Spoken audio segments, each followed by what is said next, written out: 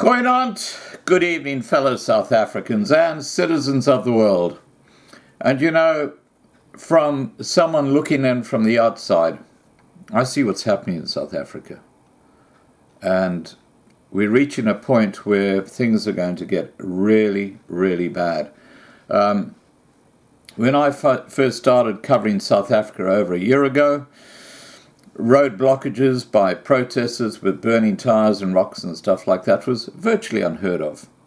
And, you know, trucks being stopped with rocks being thrown through windscreens and being looted happened, but it was fairly rare. Move forward 12 months. I've had emails from JJ, who sends me all the alerts around South Africa about where roads are blocked. And, you know, it's a sheet about 3 foot long of alerts of different roads that have been blocked by protesters just on this day. And just a few weeks ago, we had the situation where that truck driver, they dropped a rock through from the overpass. It went through and it hurt him. And not only did they loot his truck, but they killed him after he was forced to stop because of the rock and the damage it had done to him. You know, this is becoming totally out of control. The N2 highway, which is the main freeway between the airport in Cape Town and the city of Cape Town, is continuously blocked, and there are continuously carjackings happening there, people being robbed, people being killed. It is a dangerous road, and it is a major tourist road for people leaving the airport and wanting to go to the city of Cape Town. This is what's happening in South Africa now. It is chaotic beyond belief. And all I can say is that it's getting worse, okay? Listen to this. Tuesday night would have provided a scene of devastation and carnage in one of the busiest roads in the mother city. Mother city is Cape Town. The N2 Cape Town route from the Borchards Quarry exit and the R300 interchange was shut down to road users after violent protests sparked panic and fear among motorists. Vehicles were pelted with stones and another bus was set on fire in Philippi, the third such attack in the town within 2 weeks. Petrol bombs rained down on traffic enforcement units, with at least one police car being torched. You know, it is just absolutely incredible. According to the Western Cape government, 2 people lost their lives during a multiple vehicle crash at the corner of Lansdowne and Sympathy Way earlier this morning. A Quantum Opel Astra VW panel van collided on the outskirts of Philippi, which had been blighted by violence this month. Residents first took the streets to voice their discontent on Wednesday, the 12th of June, but those grumbles soon turned into life-threatening protest action. Angered locals torched 3 vehicles on Isleven Road. And it goes on. A Golden Arrow bus, a truck belonging to the city of Cape Town, and a car belonging to a private security company were all targeted in one evening. On Monday, another bus belonging to the same company was also gutted by fire. It's estimated the cost of the city would reach 5 million rand to replace these services. Just desperate to avoid the chaos on the besieged N2 Cape Town route, some motorists even took their chances on the opposite side of the road to get out of the way. The carriageway has been closed in both directions. You know, it is just crazy. I'm going to attach a video to this intro, but look, I have to tell you that what you're actually seeing is a death spiral. And that death spiral is the roads being closed. Now they're starting to stone and petrol bomb cars that are actually blocked. I really cannot see this getting any better because the police service in South Africa are so corrupt and inept. And in particular in Cape Town, let me tell you what's happening with the police force. This is amongst all this chaos and carnage on the roads in South Africa, What you have in Cape Town is fracturing in the police force. Corrupt police who are supporting different gangs, and they've got their own little group of gangs that they support, and they don't talk to each other. You don't believe me? Listen to this. Police Commissioner Kele Sitoli, as well as Minister of Police Beke Sele, have been made aware of the debilitating feud between the Major Offences Reaction Team, or MORT, led by Brigadier Zingisa Mansi, and the Anti-Gang Unit, or AGU, headed by Major General Andre Lincoln, but appear unable to resolve the urgent matter, which has been ongoing for more than 7 months. Now, I actually reported this months ago, but it's getting worse, and they're doing nothing about it. On the 12th of June 2019, 6 anti-gang unit members were wounded in an early morning shootout during a botched raid at the Samora Machel informal settlement in Cape Town.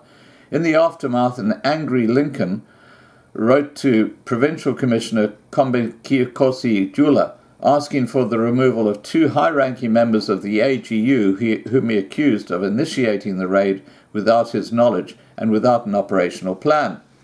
The raid had been carried out the day after Sele met with Samora Machel residents. Lincoln said it had been planned by Colonel Ungabani and Colonel Makabele on the same day Sele met the residents. Provincial Police spokesperson Novella Patelwa later announced that Major General Oswald Reddy had been appointed by Major General Mpumalelo Mansi, currently acting Provincial Commissioner, to investigate all issues pertaining to the attack of AGU members in Samora Machel. The investigation will also include recent allegations about some South African Police Service members that surfaced in media reports. It is requested that the investigation be allowed space to reach finality. MORT's commanding officer, Brigadier Zingisa Mansi, is the wife of Major General Mpumalelo Mansi, to whom she reports. When she is not commanding MORT, Brigadier Mansi is the Nyangi Cluster Deputy Commander.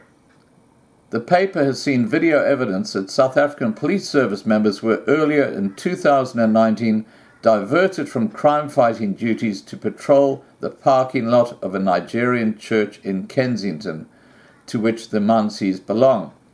We forwarded this information to the provincial head office, which undertook to investigate the matter. The matter is still under investigation. The Western Cape Provincial Head of Communication, Marketing and Liaison, Brigadier Novella Potwella, responded to the paper inquiry earlier in 2019, stating that MORT is an integrated provincial intervention comprised specialized provincial units targeting specific identified station precincts. Its mandate is to ensure a swift response to serious offences reported in the stations that have been identified. MORT, which was established by Western Cape Provincial Commissioners Kombambisi Jula in September 2017, has been the cause of much unhappiness among South African Police Services members, from specialised units including the Flying Squad, the K9 Unit and Public Order Policing, who have been forced to work with MORT and who have been threatened with dismissal for refusing to do so. MORT's operation was meant to run until April 2019, but appears to have overshot its sell-by date and continues to operate in spite of the deep unhappiness it has caused among South African Police Service members. Police Union Poperu and Solidarity have both informed Jula of their members' concerns, but little response. On the 21st of June, Solidarity released a report which found that the Flying Squad in the regions could not operate at full capacity as members had been absorbed into other units. Solidarity's Ronel Stander compiled the report after meeting South African Police Service members.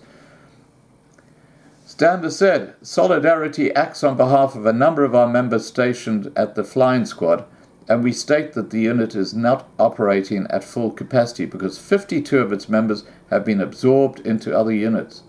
32 are deployed at the Provincial Reaction Team, while 20 were called up by the Major Offences Reaction Team, or MORT. Stander said members of Mort worked from Thursday to Sunday from 4 p.m. to 2 a.m., while Monday to Wednesday they were set aside as rest days. This means that other stations in the province, where there is a serious crime at any given time, don't have sufficient members on duty. With the shortage of staff and the condition of the vehicles at the flying squad, it operates on a skeleton staff. She said the K9 unit had been instructed to surrender 6 members to Mort without their police dogs. On 24th of June, activist Colin Arendes wrote to Sitole and Sele, reminding them that it was President Cyril Ramaphosa who had launched the AGU in Hanover Park and that Sele himself had attended the launch. Arendes wrote to Sitole, "It has been brought to my attention that the AGU has been operating without a budget since its inception. This is because you and those operating under your command have not allocated a PERSAP, or Personal and Salary Subsystem, number to the AGU." He said it was bizarre that Jula and Mansi had then launched an illegal counter-strategy to government, anti-gang unit, which they labelled Operation Mort, Major Offences Reaction Team. This, said Aranse, had removed 287 police members and 125 vehicles from stations across the Western Cape. The salient fact of the matter is that Mort is a duplication of police work already being done by the anti-gang unit and the other specialised units and stations mentioned above. He added that Mort had been operating with a budget of 1.1 million rand a month, despite Sitole not having signed off on an organisational design and work study, and challenged the National Commissioner to do so by the 25th of June. Jula, who was appointed by former Acting National Commissioner Komatsu Falani, has been accused of running a parallel unit in the province to consolidate his power. The release of the 2017-18 crime statistics in September 2018 showed that the Western Cape had the highest number of murder investigations in South Africa. The province had 808 gang-related murders during that financial year. There had also been a staggering increase of 31% in murders in the Kraaifontein area alone. Meanwhile, the Red Cross Children's Hospital reported that 17 children had been admitted for gunshot wounds since January, while 250 more had been treated for injuries sustained through violence, neglect, or abuse. The origin of the impasse in the Western Cape can be tracked back to 2016, when then Acting National Commissioner Komatsu Falani made several appointments sidelining then Deputy Provincial Commissioner Crime Detection Major General Jeremy Veery, as well as then Western Cape Crime Intelligence Head Major General Peter Jacobs.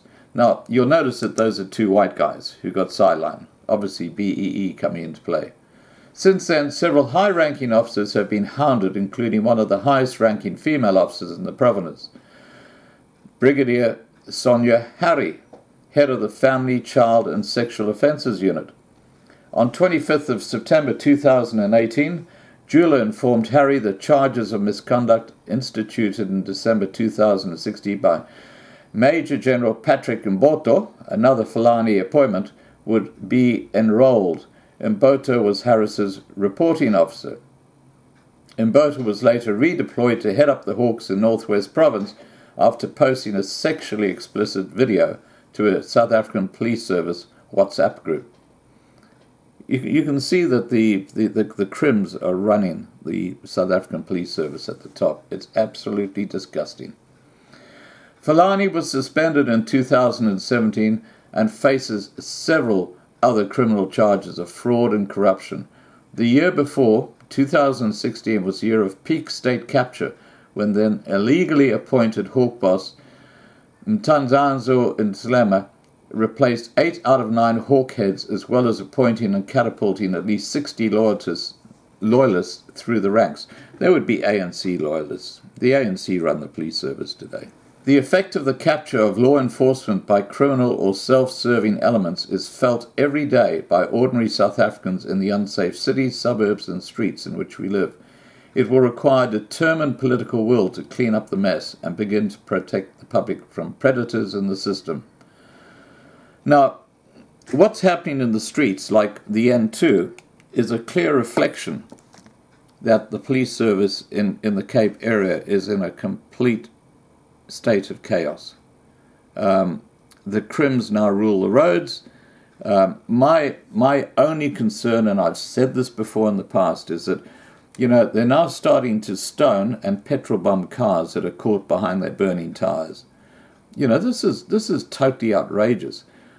The next step, I believe in this because the police are just not around. They're not there. They're kind of just stay away. You know what I mean? So the Crims rule the road.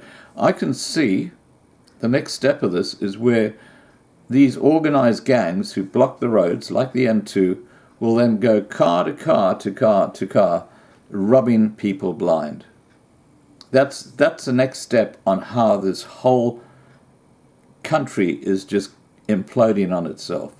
When they start doing that, believe me, it's going to be absolute chaos, because people are going to start shooting, they're going to start firing back. Oh my God, it is. I'm just appalled by what's happening in South Africa. Your whole system has been totally destroyed in just 25 years. Just 25 years, that's all it took the ANC to destroy it. And then you have Cyril Hippo Eyes Ramaphosa coming out with his dream like he's Martin Luther King. I have a dream. Well, you know what? Martin Luther King had ideas and he had strategies. The trouble with the ANC is they've just got a lot of hot air. All right, guys, please remember to subscribe to be kept informed. Ring the bell for the updates and have a great evening. Bye for now.